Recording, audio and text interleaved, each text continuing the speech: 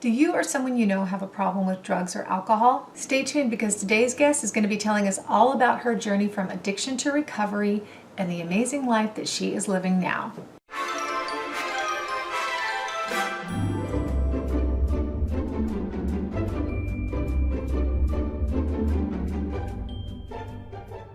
Remember to subscribe for free information to help you create a happy and healthy life. Marcia Burnett, COO and co-founder and co-owner of Pax House Recovery Outpatient Center in Altadena, California, has had quite a journey from addiction to recovery. A native of Pasadena, Marcia had a challenging childhood and started drinking and doing drugs in 8th grade. By college, Marcia had used cocaine, LSD, mushrooms, pot, ecstasy, methamphetamine, and eventually moved on to shooting heroin. In and out of 5 drug rehabs, she was scared straight and has been clean and sober since June 14, 1991. Marcia eventually met and married the love of her life, Jim, also a recovered alcoholic, and they now have a beautiful daughter, Shelby. After great success in the music business with 21 years at Capitol Records, Marcia moved on and she and Jim opened Pax House in Pasadena, where they continue to operate their outpatient facility and sober living house together. Marcia is an amazing example of what is possible for anyone in recovery. She continues to create a happy, successful life for herself, and she is now helping countless others do the same. I am here today with one of my very closest friends, Marcia Burnett, Marcia Angel to me, and we can't look at each other because we keep cracking up. But Marcia has an amazing story about her journey from addiction to recovery. So Marcia, tell us about addiction in general, and then tell us about your experience. I think it's important for people to realize that addiction, alcoholism, is an actual disease. It's a recorded disease. Mm-hmm. And you can have the genetic predisposition, mm-hmm. But it doesn't need to be activated. So if you have a super healthy family life, and the alcoholism might not reveal itself. Mm-hmm. However, if you have a troubled upbringing or childhood with any sort of trauma, that can activate the alcoholism because we are seeking relief from our pain. Yeah, and you had a challenging childhood, correct? Mm-hmm. Yeah, your mom... My mom was an alcoholic. She was drinking and kind of in and out of mental homes because at that time there were no drug and alcohol treatment centers. Mm-hmm. So my father was very corporate real estate attorney, stern, angry. My mom didn't want to be with him anymore, so they would yell. And so I spent most of my childhood... I don't know, I had issues from the beginning. Yeah, sounds like it. I would throw temper tantrums and had to cover my head with the pillow because of the yelling and the fighting. Yeah. And so that first part up to 6 years old, and then my mom told my dad to leave the house. So, yeah. Wow. Okay. That's a lot to deal with. And then you started using alcohol and drugs around 8th grade, correct? Yeah. That's pretty young. Yeah, wow. It was pretty young. Yeah. Yeah, I had already, though, kind of had some symptoms of dysfunction. No, wonder why. I did some strange things. I look back now and I'm like, what was that? I made my friends hit each other. Really? Yeah. You know, reading your bio, there were things, we've known each other over 20 years, mm-hmm. and there were things I never knew. Like, you were a really difficult teenager. Really? You think? Weren't you? Yeah. I can't even imagine looking at you now and knowing you now, but it's part of your journey, so it's yeah. There was just because my father left when I was 6. He didn't leave, he intentionally, but he was told to leave. Yeah. And my mom was drinking and in and out, and she had to work. There was no structure, mm-hmm. so there was no parenting. Yeah. And left to my own devices. Okay, that explains a lot, yeah. I'm like, oh, good. I can hit these girls. You were kind of a bully, weren't you? Yeah. Wow. You were a bully girl. I used to make them hit each other, but they never could hit me. Okay. I'm just curious, what was the reasoning behind that? I got a clue. No? But Wow. I think there was issues of abandonment early on. I wrote out these kind of like a 12 promises that they promised they would never leave me. They promised they would always be my friend. They promised all this stuff. Then I made them prick their fingers with a pen and put blood on it. Wow. You're heavy duty. Yeah. Oh my Because I just goodness. insisted that they not leave me. And did they? Ever? Of course, yeah. They were like, my parents told me we can't be friends with you. Sorry, it's kind of Oh funny. my God. So if you have a child who's difficult, they could turn out to be amazing. So don't lose hope. I want to hear a little bit more about that because you kind of did everything. It's kind of like I don't need to joke about it, but your drug resume is impressive. Yeah. Well, it's interesting. The first thing I can recall was me and this girl, I found other misfits. We walked up to the pharmacy and bought no-dos. Really? You started just over the counter? Over the counter. Wow. Yeah. What did that do to you? I had all of them. So it was like speed? Yeah, but I got really sick. I don't think you're supposed to, they didn't intend for you to take like 15 of them. But I remember in spite of being sick and not feeling well from it, I still liked the change. Right? So, and that just began the long line of drug abuse, getting thrown out of private school, just cocaine, marijuana at first, then speed, and then getting thrown out of my mom's house because she couldn't handle me anymore. Mm-hmm. And then my dad had to live with him, and That wasn't good. my step-family. Yeah. That wasn't fun. No. That probably drove you to do more things to escape, right? Yeah. Physically and But I was able to graduate, and then went to school at Berkeley. you graduated with a degree in history. I did graduate from Berkeley. And while you were there, I had a degree in history and a degree in drug abuse.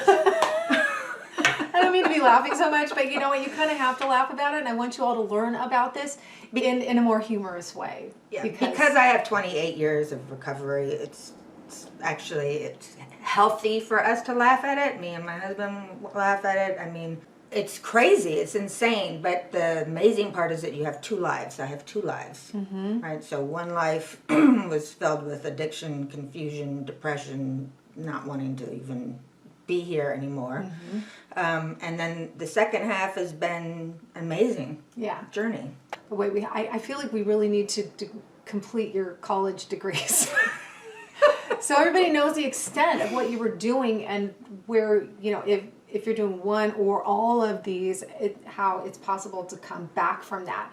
So LSD, mushrooms, you already said cocaine. MDMA, ecstasy, methamphetamine. Is that what that is? That was the end, was methamphetamine. Okay. That was the real big drop. Okay. But then, And you got then- into heroin, right? Yeah, after I graduated from Berkeley, somehow, inexplicable, then my father got me a job in this big law firm and had all these great ambitions for me, and I was like, no, I'm going to go be a cocktail waitress at the Whiskey A Go-Go. Perfect for someone who does drugs. And graduated from Berkeley with a degree in history. What else would you do? So then I moved to Hollywood, and then it just escalated, and it was right in 1988, 89, 90, it was the big rock and roll thing, Slash, and Guns N' Roses, and I wanted to be a big part of it. And so I became a big part of that life.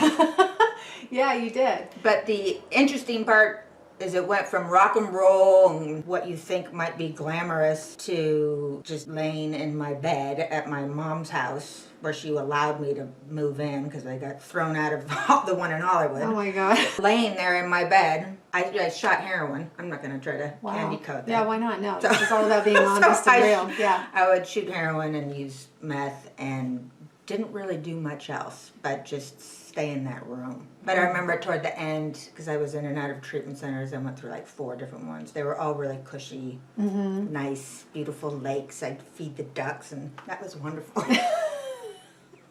But that didn't do a thing for me. Yeah. So the day I left, I would use, like, within an hour. Did you kind of know? Like, you're like, can't wait to like get out? Oh, yeah. No, I was just like...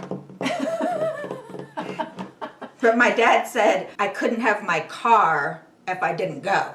So that was the incentive. So I would go, and then the minute I left, I'd get back in my car and go use. Okay. And, you know, I wanted to ask you when you realized you first needed help, but it sounds like it wasn't even during that time of, because it sounds like you were kind of forced to go into rehab and you had to. Yeah. But when did you yourself realize I need help and you were ready to make a change? When I called my dad, I was back in Hollywood somehow, and I called my dad and I said, Dad, you know, I think I need help. And he said, oh, really? I said, yeah, I need help. He said, well, gosh, good luck with that. Wow, okay, there's some tough love. Yeah.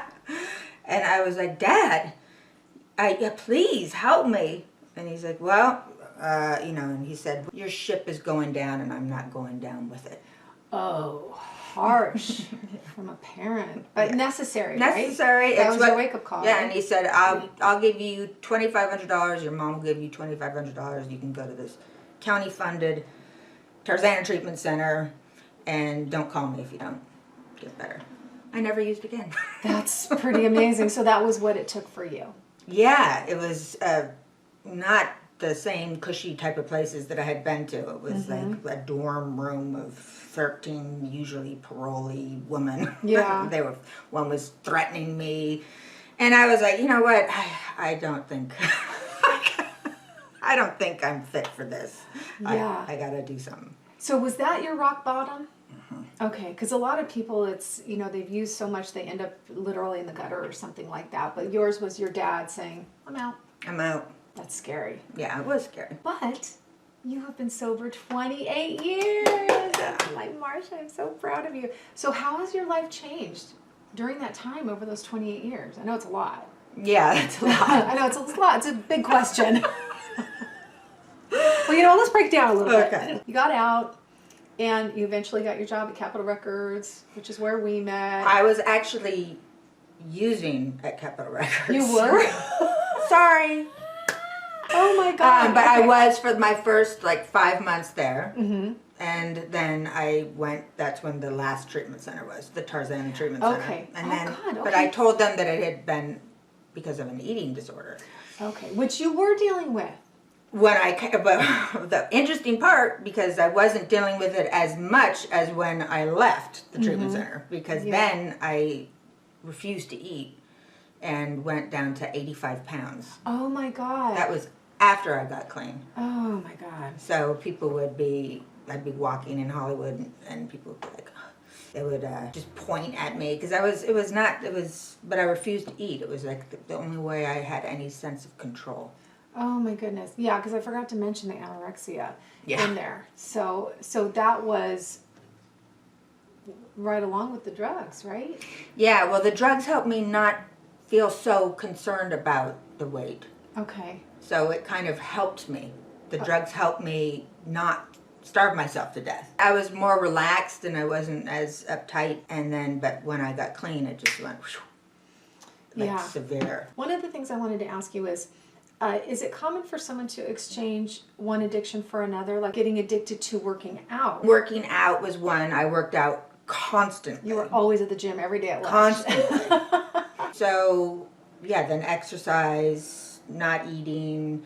Most of the addicts and alcoholics that I know get immediately into a relationship. And you're not supposed to, right? No. For a whole year? Yeah. And I didn't. I Yeah. didn't for 2 or 3 years because I was 85 pounds. I don't think anybody wanted to be with me. But it helped me because I was completely focused only on my own recovery. But these days, it's just they instantly go into another dysfunctional relationship with another addict, and it's not good. And that's the reason you're not supposed to, because you're supposed to focus on your own recovery for at least a year, correct? At least a year, yeah. I've heard you're not even supposed to have a plant or something like that. You're not supposed to have any kind of commitment outside of yourself. Exactly. Wow. Well, and with a sponsor and working the 12 steps really gives you a journey in and of itself with that. Yes, and I'm glad you brought that up, because ever since I've known you, ever since I've known her, you've been sponsoring at least 11 people. Yeah. At least. So when you said, I'm going to open a treatment center, I'm like, you are a treatment center, so yeah, you should have a building to house that. So, but I wanted to ask you, what is the most significant thing that's happened in your life during your recovery? Having a baby. Aw, and we never thought you would. I know. Like babies. I was like, I told Jim I'll never have kids. Yeah. And he got this really hurt look on his face. And I said, oh, you really want one that bad? I'm 42. And he's like, Well, you know, let's back up and talk about Jim for a minute. yeah. Jim is the love of your life. Now, when and where did you meet Jim? Well, this speaks to the life of recovery, because we never, ever, ever, ever would have met unless we had both had a drug problem. Yeah, but you can understand each other. Absolutely. You can't be with someone else who drinks or does drugs, right? Right. Yeah. Yeah. But You he's a shouldn't black be. man from Compton, you know, bad boy. And I'm a white girl from San Marino, you know, with all the private schools and the private this and that. And so we really never would have met if it weren't for Narcotics Anonymous. Yeah, well, the universe will make it happen if it's meant to Yeah, happen. and we've been together for 15 years. So you were meant to be, and he's such an amazing guy, and what a talented contractor. I put pictures of Pax House in the intro. I might show a few more here. Oh my God, it's like when she sent me these pictures, because I went to the first Pax House. This is a different Pax House. I went to the first one. It was a house that you renovated in Altadena. This one's brand new, right? Jim built Oh my them. God, this is like a luxury resort. I was like, oh my God, I want to go there. He's an incredibly talented builder. Yeah. A general contractor. Yeah. And you can't, it's just the lessons that I've learned about judging people and making stereotypes out of people based on, I don't know, what you've seen on TV or something. It's just, you're missing so much of the uniqueness and specialness of every individual. Yeah. And he's a great story too about where you can go from where you came from. Yeah. You know? He's went from, you know, being incarcerated for a long time to being a phenomenal, successful general contractor. And happily married. Happily And married. an amazing father, running a successful business. Yeah. With the love of his life. Yeah, it's amazing. And then came Shelby. Shelby. She is so beautiful. Raising her with love and recovery, I'm like, oh my goodness, these they turn out really well. She's not eating no-dos. Well, yeah, she has two stable parents who love each other and are successful and are sober. And are together. Yes, yes. So she doesn't have a broken home, which to me is the most precious thing. Okay, I want to ask you, how can you tell if you or someone else has a real problem? And I want to ask this because you know the experience that I went through. When my dad was dying and asked me to move in with my mom, and I did after he died, it was a really stressful time for both of us. And I would often come home and have Kahlua and milk, which was my favorite drink for a really long time. One, Kahlua and milk. And it would just make me go, and my mom would always say, are you having a drink? That's how your father got started. My dad had a drinking problem for a specific amount of time when he was a stressed out policeman, and as soon as he retired, no big deal. He could drink socially, it wasn't an issue. But she would always say that to me, and it would upset me so much because then I couldn't enjoy my drink. And so Marcia being an expert, I was always going to her office. I'm like, Marcia, my mom thinks I have a problem. And you would always say, no. It's very clear when you have a problem. It's, yeah.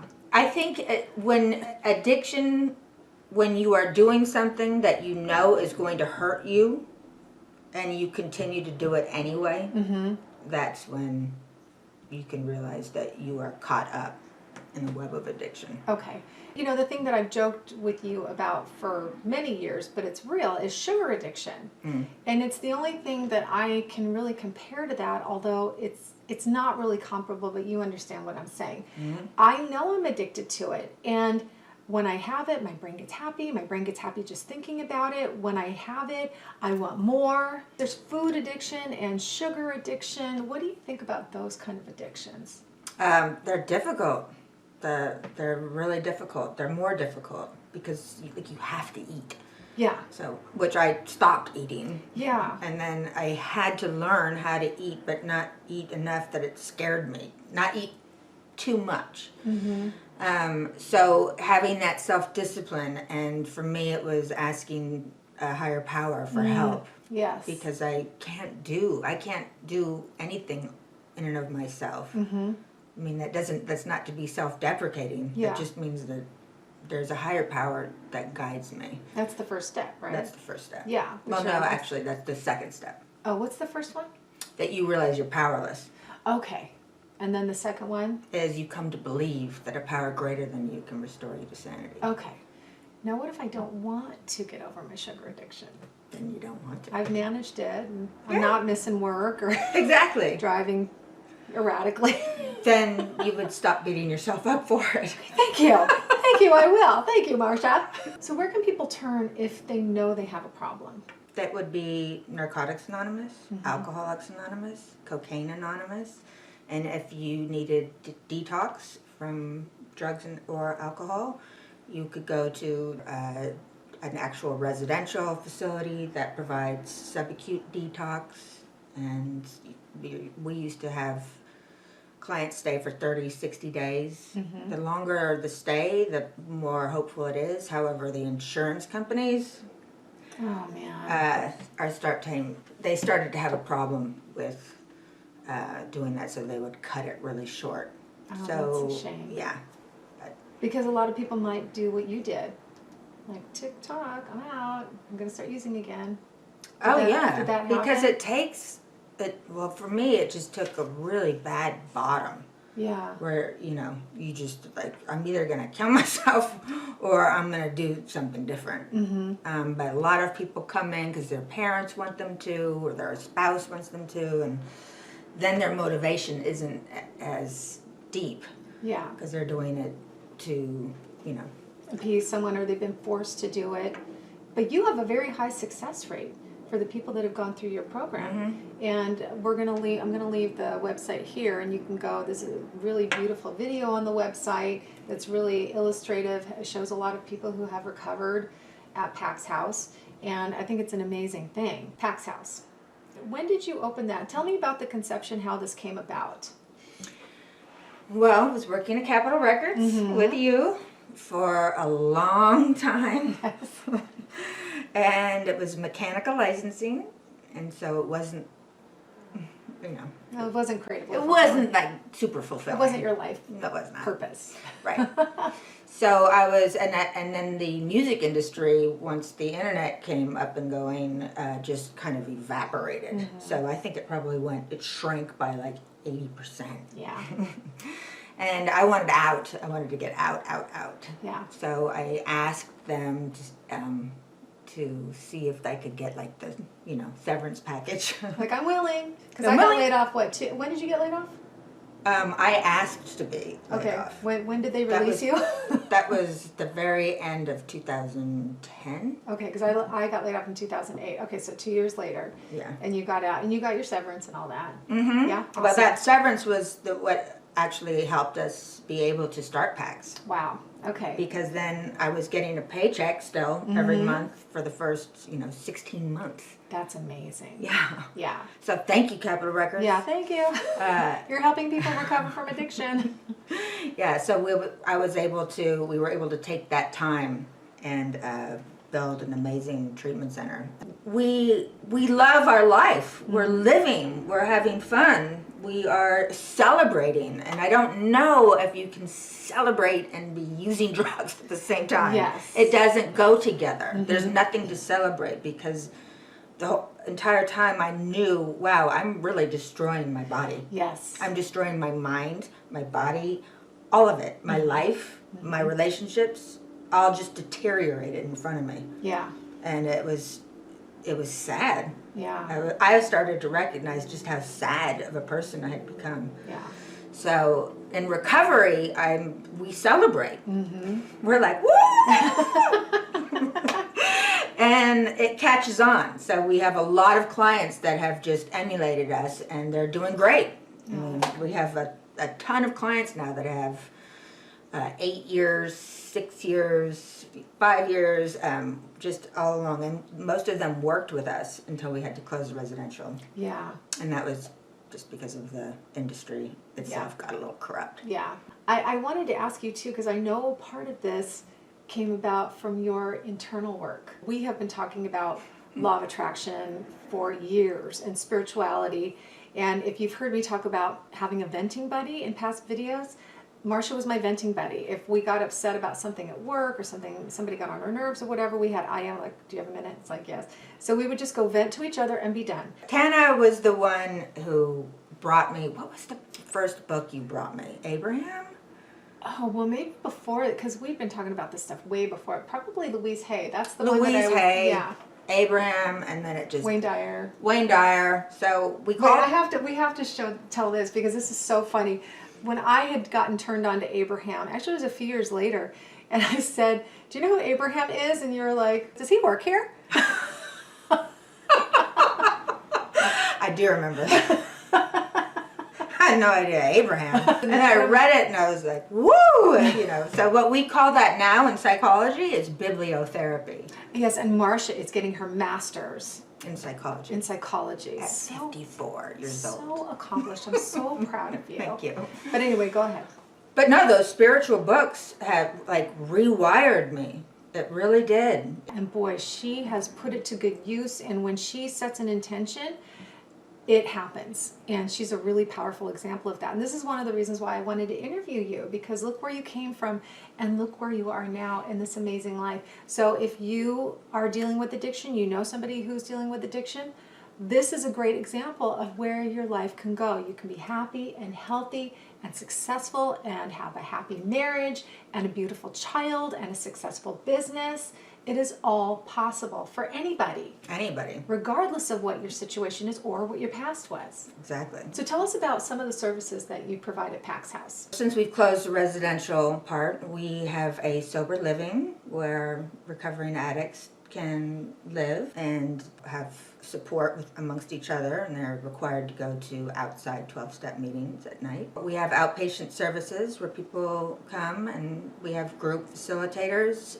Some are neuroscience experts, which is fascinating, I must say, and I cannot articulate any of it, but I get it, and it's really fascinating, and it's amazing to understand the cognitive structure and the beliefs that we have and the fallacy of things that we believe are true.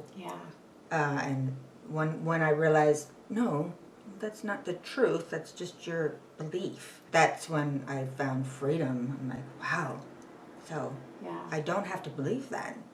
I think that's a huge part of recovery, I would think. Because if you don't change that inner stuff, they'll just go right back to using. Yeah, those are the services I think that we provide, is just a lot of cognitive behavioral therapy, dialectical behavioral therapy, one-on-one processing with counseling, trying to figure out who do you want to be, right? So it's kind of like, okay, we've written the story of addiction. That didn't turn out very well. It's kind of a bad story. Now let's rewrite what you want your story to be. And so that's always kind of inspiring to the clients. So what's been the most rewarding thing about running a recovery center? Watching the people transform, seeing the light in their eyes. We have an older gentleman right now that's with us, and he's all of a sudden he's like, I didn't know, and he's so happy. And so watching people, and in particular the parents, are so grateful. So grateful. The difficult part is how many deaths there are. And that's inevitable. You can't control that. No, we can't control that, but it's actually poignant and important to recognize, that what weren't they doing? What didn't they believe in? Why didn't, and the parents just look at you with this helplessness, like, why? Mm-hmm. Why? Yeah. And I think it's, I don't really know. I think some of us, for some reason, something clicks in us and we want to live. And then some of us, especially now with fentanyl, they're getting these doses that they don't know are going to kill them. Yeah. We've lost 3 people in the last 2 weeks. Oh my God. That we know. That's a whole other thing, the whole opioid situation. It's out of control. Yeah. Which we don't want to go into that right now. No. So if people are interested in learning more about Pax House for themselves or a loved one, where should they go? They should call us. 626-398-3897. And what is the website for Pax House? PaxHouseRecovery.com. Yes, that will be here. It will also be in the description below. So if you need help, just call them right away. Marcia actually has her phone on her lap because she answers. Someone's always there. So someone's always there for you if you need help. So what do you most want people to know about addiction and recovery? That recovery is possible, and it's far better than you would ever imagine. So try not to project what you think, what recovery is going to look like. Well, now I'm not going to have fun. I'm not going to do this. I'm not going to do that. And it's like, it's the opposite. Yeah. You'll fulfill all the dreams and inner peace and, to me, just pure joy of living. Yeah.